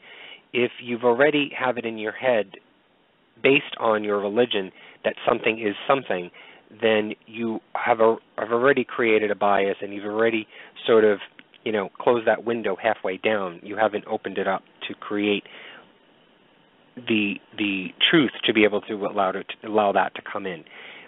That's sort of in the simpler form of my feelings on it, and I'm not putting a negativity or negative connotation to people who have that. Don't get me wrong. I'm not saying that there's anything bad about these people. I just don't understand how there could be that conflict, how there could be that cloudiness when you're in this field. I think and I didn't choose to question my faith at this moment in time. It actually just came about because I'm so open-minded within the paranormal field that it sort of is showing me things that I normally have never talked about or discussed or investigated or researched. And so it's sort of trained me in a way now to do that with a lot of things, and I'm doing that with everything. And I'm doing it with my religion. And so I haven't thrown it away at all. It's just I have it there. I believe some aspects of it, only because it's been sort of indoctrinated in me. But there are a lot of things that I don't believe, and I'm trying to find out if I can prove them. And if I can't prove them, I'm just holding them off with a question mark. But this leads me to my last piece of information that I wanted to talk about. And even though I'm only going to talk for a few minutes on this deserves an entire show. And this is why I mentioned to you earlier that we should find a guest on this. Have you, Lucy, or has anybody out there ever heard of the book called the Urantia Book? Urantia. It is very interesting, and to be honest with you all right now, I have no idea how I came across this information. I was doing research last week on something else completely different, and you know how you go on to Google or wherever, Yahoo, and you type in something, and you go in there to find something about rabbits, and you end up talking about motorcycles or reading about motorcycles. This is how it happened with me. And so I came across information and videos on the Urantia Book. Apparently, now people are calling this, it's sort of like Scientology. They're creating this cult-like effect with this. but it truly isn't in nature that type of organization. The Urantia Book, and this is a little bit difficult to comprehend, so bear with me. The idea is that the information that is in this book, and it's 2,000 pages long, and the information that is in this book is actually direction, guidance, and words from celestial beings that spoke to a gentleman who was not under hypnosis, but sort of like Edgar Cayce. He would go to sleep and be in this trance of some sort and be able to see the future. Well, this gentleman who has remained anonymous since the mid-1930s. Nobody knows who this person is at all. They've got guesses. There are names, but nobody knows for sure. And so how this all came about, and Urantia, in the book, actually, Urantia means earth. So it's the Earth Book. And basically, it is, the book aims to unite religion, science, and philosophy. And it sort of brings it all together. It brings and sort of hugs all of the religions in one, and it pulls in the universe and pulls in scientific data and the philosophy of life. They actually talk about the planets and the stars and the constellations and its position in the universe and how it was formed. They talk about the gods that ruled each of the planets. And in one part of this section, they talked about Lucifer. And Lucifer is different than Satan. And I may be jumping all around for a little bit, but I wanted to get this information out there to you guys because it's really interesting. Lucifer was in control of one planet. And I can't remember who was in control of Earth, of Urantia. But about, I think it was 200,000 years ago, if I'm correct in my numbers, 200,000 years ago, Lucifer started a battle, and Earth joined in on that battle. And the reason why we have such chaos on our planet is because we went into war. And the celestial beings from the super universes who sort of won that war had sort of, I guess for lack of a better metaphor or word, condemned us to like a prison. And so we are living in the chaos, and that's why there's been so much turmoil over the years and how things have sort of gone crazy and then okay for a little bit and then gone crazy and okay for a little bit. So there's actually 4 sections. Let me just try and find the information. There's 4 parts in this book, The Urantia. And part 1 is titled The Central and Super Universes, and it addresses what the authors consider the highest levels of creation, including the eternal and infinite universal Father. It talks about God, the Creator. So the Urantia book talks that there was a God that created all of what you see. And so it correlates to most of the religions that we hear about and know about today. So that is part 1, and it talks about that, sort of like Genesis, is the beginning of time. Part 2 is the local universe, which describes the origin, administration, personalities of the local universe of Nebadon, the part of the cosmos where Earth resides. So then it sort of comes down to where our planets are and our galaxies are, and talks about the planets, the alignments, where our headquarter planet is, and what gods or what I don't know if they were gods, they're not gods, what people ruled over the planets and who they were, and they named all of them. The third part is the history of Urantia, and they talks about the history of, basically, of Earth, presenting a purported explanation of the origin, the evolution, and destiny of the world and its inhabitants.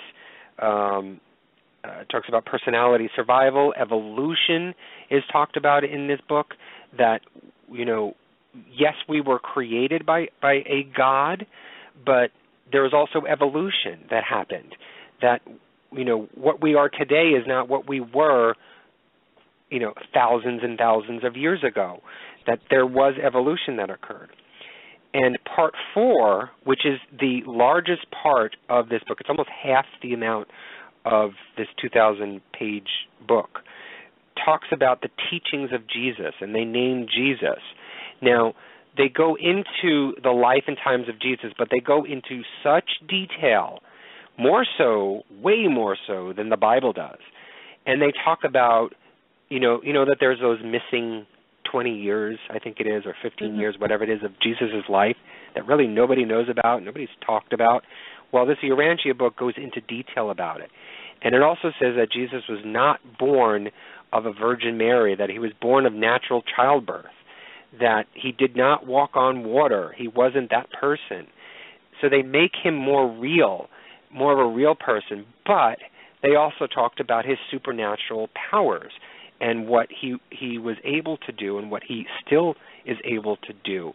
So there are assimilations and correlations to the Bible, but they also bring in many of the other religions. I can see in here, Buddhism, Taoism. I can see all of that in it, just in the little bit that I've been able to read. Obviously, I'm not reading 2,000 pages in a week, but I've never heard of this. And this was done in the mid-30s, by two people. It was a husband and wife, William Sadler and Lena Sadler. They were these great physicians in Chicago who were very notorious, very prominent physicians in Chicago. And they had created this group, I guess,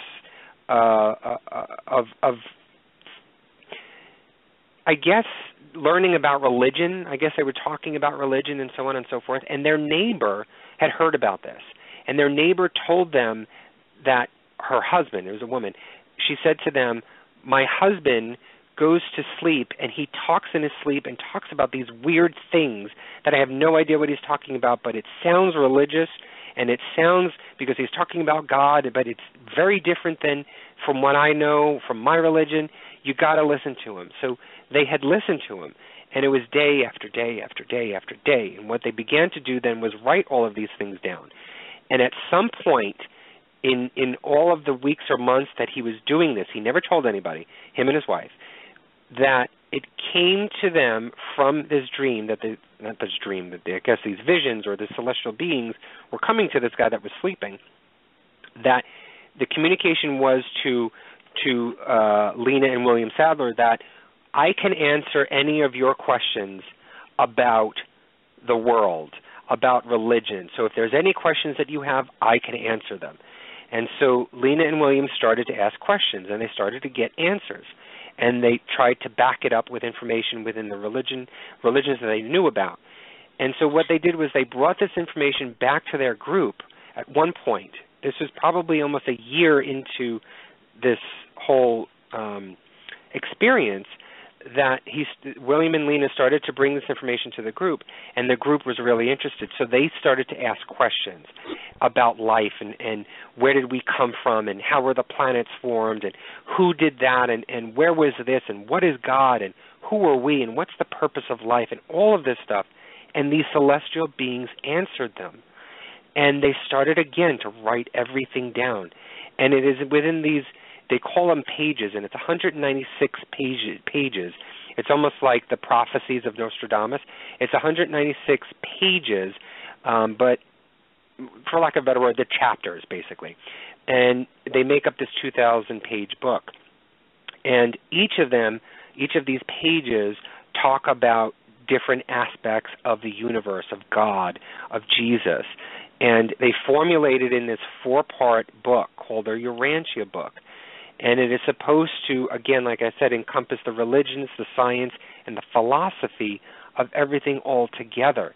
And how we do have a God. It wasn't just, it wasn't a Big Bang theory, that there was someone that created us.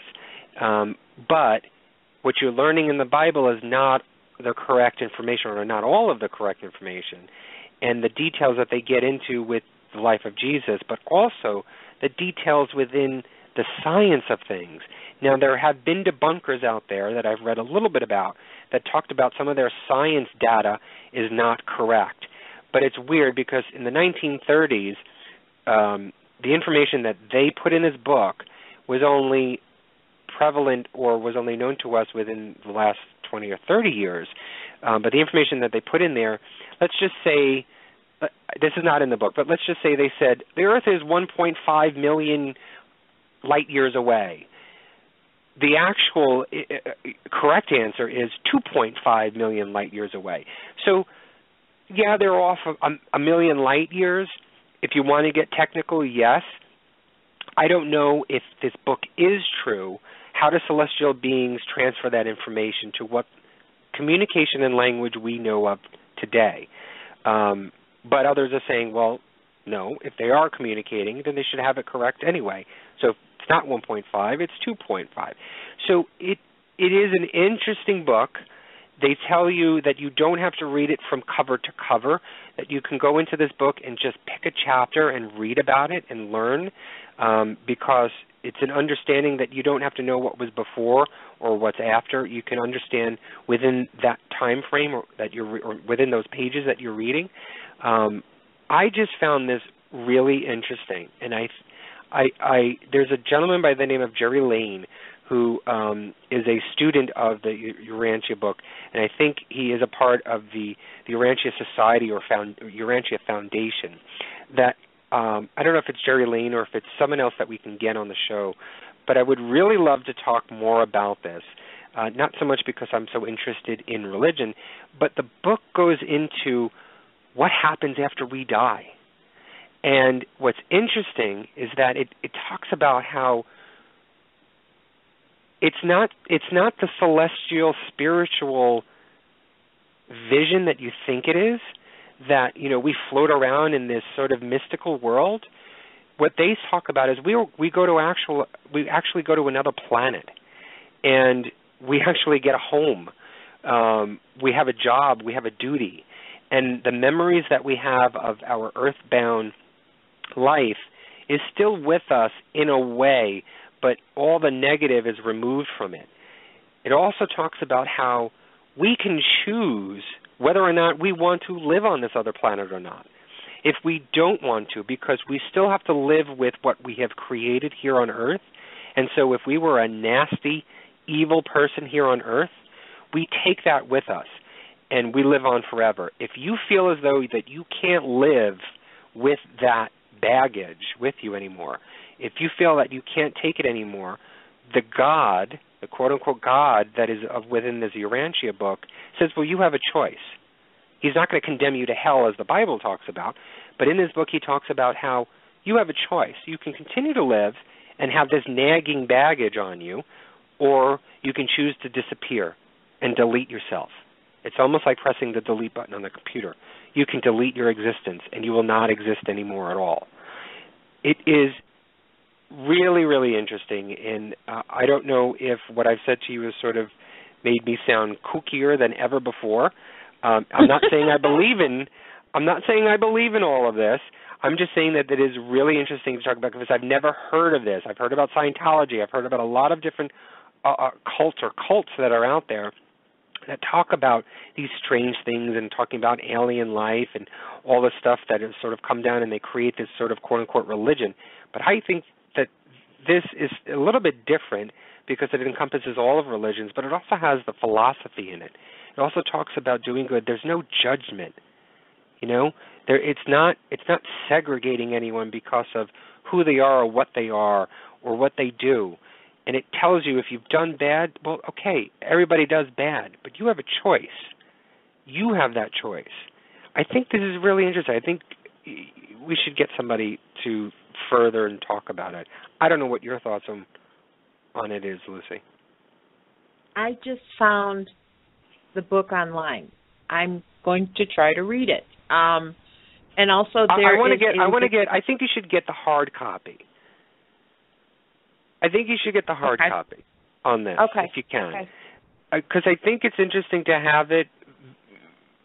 I don't know, maybe because I'm old school. I like to feel it. and be able to understand it that way. And that way you can flip through it very easily if you needed to and reference one page to another page. It's easier to do that if you physically have a book than it is to do it on like Kindle or something like that. Well, I definitely want to read it. I'm looking at some of the pages, the chapters that they have, and it really does cover a whole vast list of things.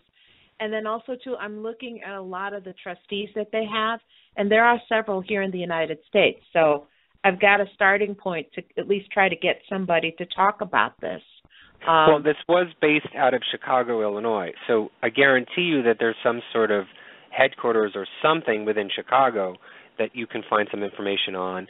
I'm sure that the foundation may be even stated there. I know this has gone international. There is an international side of the Urantia Book. But and there's definitely within domestic as well. But I'm sure there's something that you may be able to find much easier within Chicago's limits to talk to somebody to find if they want to come on the show. Well, there's a quote here. It's what they value: loving service, unselfish devotion, courageous loyalty, sincere fairness, enlightened honesty, undying hope, confiding trust, merciful ministry, unfailing goodness, forgiving tolerance, enduring peace. We value all that is divine. That's beautiful. That's absolutely beautiful. I mean, I don't know what it is. I've never heard of it, but you got my interest piqued. I mean, I definitely want to read this. I mean, this is definitely, okay, yeah, we got to do a show on this. Some of the chapters that I'm looking at here, I mean, this is this is amazing, and I really want to get into some of these chapters. I mean, God, I mean, I know I put you on the spot. I didn't mean to put you on the spot there because it is something that you had no knowledge of before I talked about it. But it is interesting to talk about, but from both sides. You know, it's interesting to talk about to see where are the mistakes, where are the misinformation within this book that I can find and talk about and discuss. Therefore, it gives me a better idea of my belief system in it, and also too to understand what the whole idea of what the purpose of this was. If this is true, what is the purpose of those celestial beings giving us this information through somebody who was sleeping? I'm not sure what the purpose or why they would even pick this person. And you know, to be fair, this person has never come forward at all. Everyone who was in the original group has passed. I did read somewhere, though, that William Sadler and Lena Sadler, their son, is affiliated with this. So if he is still living, which I'm sure he is if he hasn't died of young age, maybe we can talk to him. Yeah, no, definitely. This is something I've never heard of it, and this just looks fascinating. I mean, it just, yeah, definitely. Okay, so now I got another book I got to read. Only 2,000 pages. I'm going to actually go and try and get this book tomorrow. I'm going to go to Barnes & Noble's tomorrow and see if I can get it. And just to give you a scope, this didn't happen thousands of years ago. This happened only in the early 1930s, and it took them, I think it was almost 20 years to compile all of this information, maybe 15 years. They had compiled it all from the gentleman. He wasn't dreaming all of this for 15, 20 years or under, sleep mode for this long time, for whatever. They had received all the information, and it was just a matter of organizing it all and putting it all together that they could then publish it, and they published it in 1955. Interesting. No, I definitely want to read this. Wow. All right, so that's a little homework, or that's a little bit of the tidbit that I wanted to leave everybody with. If you want, do some research on it. Maybe there's a ton of videos on this thing. There's actually videos of somebody who's been reading all of the pages. So if you're lazy and you don't feel like reading the book yourself, there's somebody that'll actually read it to you. It's not an audio book, but somebody has just recorded themselves, and it's on YouTube, and it just talks about all of this stuff. And I was just picking out certain information about, the life of what happens after we die, and I even was trying to find out information on what do they believe in as far as spirits and ghosts. If they say that we're going to another planet, well, then how am I seeing spirits and ghosts here? And they talked about it. And what was funny and what was such a coinky-dink, if it's not synchronicity, that there's somebody that was talking about the idea that there are two types of spirits that come back. One is the guardian angel that is created as a guardian angel. It wasn't human form. Created as a guardian angel to come back and help you. But that there's also what they call a midwayer, I believe. And the midwayer is able to interact with you. They're able to actually communicate with you. You are actually able to sort of see them. And what they've correlated that to was fairies. And so how funny is it that we've been talking about fairies for a while and trying to find out information and all of that stuff, and this book was talking about it, or the section of the book was talking about it, and it's correlating it to the fairies, how they're not evil, that they've come down to communicate with you and actually intercept in your life in some sort of way, but for benefit, for good. So it was kind of interesting. There's that web. There's that thin line that connects things. Yep, that invisible web. All right, so we've got about 4 minutes left, Lucy. Why don't we this is a really interesting show. Thank you for all of the information and hard work that you put into all of the research. I think it was educational and fun. We hit on a lot of different topics. Yeah. Well, I've always said I like when we just start talking, because all of a sudden all this comes out and we get more ideas. I mean, there's always more questions after we present something, and it just goes on, and that's what I love about this show. I love about the paranormal, and that's what I love about you. It's like it's just amazing. We sometimes just get diarrhea of the mouth, so we have to stop sometimes. That's why we have to have guests on the show. So we've got about 3 minutes left. Why don't you get to the Fan of the Week? Okay, this week our Paranormal Review Radio Fan of the Week messaged us on our show page, and she said, "Y'all are my favorite. You're both so insightful in a way that you conduct your interviews and discussions. So much more beauty and depth than I expected from a paranormal show." This week's Paranormal Review Radio Fan of the Week is Cuba Luna of Tampa, Florida. Cuba is a musician. She's got an EP called Year of Massacres. She makes some really amazing custom punk vests for clients while she listens to Paranormal Review Radio. Thank you so much, Cuba, for commenting. Thank you for listening. Thank you for being a fan. Congratulations. Yeah, Cuba, and I've mentioned it before to you in a message earlier this week. Your battle jacket is awesome.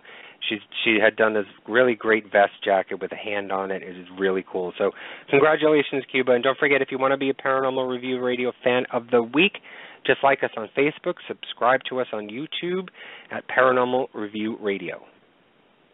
Well, it's been another wonderful night of conversation.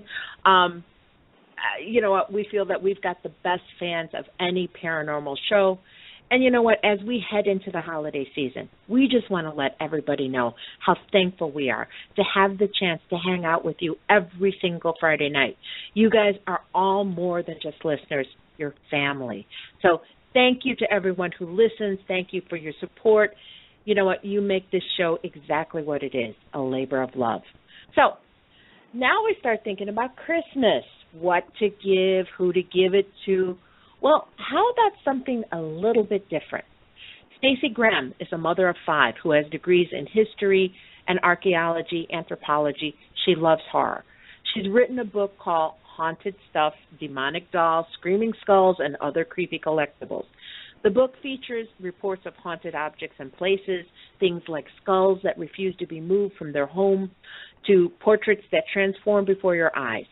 Stacy provides testimonies from the victims of these haunted objects, along with advice on how to deal with haunted items. She'll be joining us next Friday night to talk about her book and maybe give you some very, very different gift ideas, okay? Thank you, everyone, for being part of the Paranormal Review Radio family.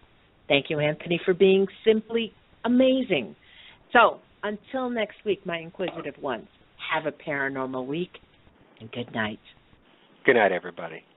Paranormal Review Radio.